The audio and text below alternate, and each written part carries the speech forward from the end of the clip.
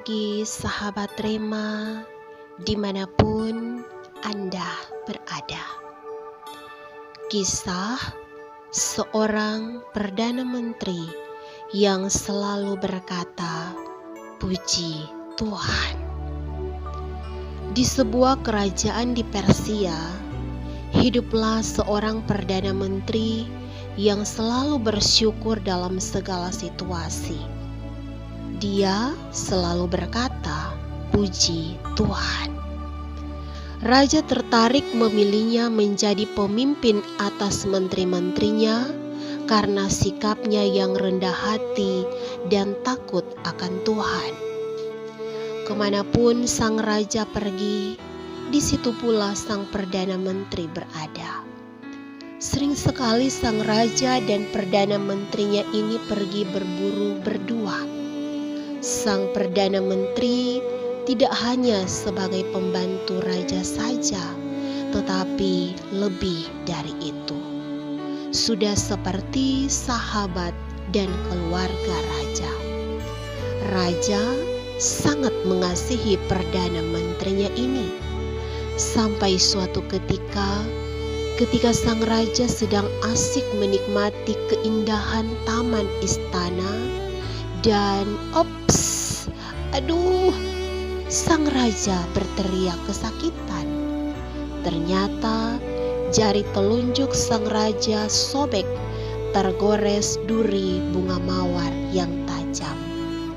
Sang Perdana Menteri yang saat itu berada tak jauh dari raja, langsung cepat-cepat menghampiri sang raja. "Oh, syukur, puji Tuhan," kata sang Perdana Menteri. Mendengar ungkapan sang Perdana Menteri, murkalah sang raja. "Dasar orang bodoh, apa tidak bisa membedakan ya? Aku ini lagi sakit, lagi luka, kena duri, kamu malah bersyukur. Pengawal, tangkap orang ini, masukkan dia ke dalam penjara." Saat itu juga ditangkaplah sang Perdana Menteri dan dimasukkan ke dalam penjara. Raja betul-betul marah dan kesal dengan orang kepercayaannya itu. Beberapa hari kemudian berburulah sang raja. Kali ini sang raja hanya ditemani pengawal-pengawalnya. Sang Perdana Menteri yang biasanya ada dekatnya, kini mendekam di dalam penjara. Dan ketika sedang asik berburu, mengejar hewan buruannya, tanpa disadari sang raja, dia kini lepas dari pengawalan. Di tengah hutan, raja kini sendirian, sampai raja mulai tersesat. Dia berusaha memanggil pengawal-pengawalnya, tetapi sayang tidak ada balasan. Dan ampun, tolong, raja bertemu dengan orang-orang suku terasing atau primitif yang tinggal di dalam hutan. Raja akhirnya ditangkap dan akan dijadikan korban persembahan untuk dewa mereka.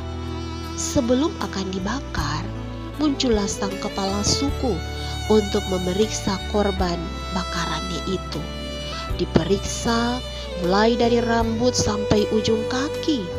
Namun baru sampai di bagian tangan, sang kepala suku terkejut dan menggeleng-gelengkan kepala.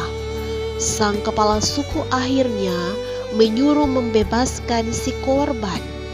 Sang raja tidak jadi dijadikan korban karena kepala suku menilai tidak layak.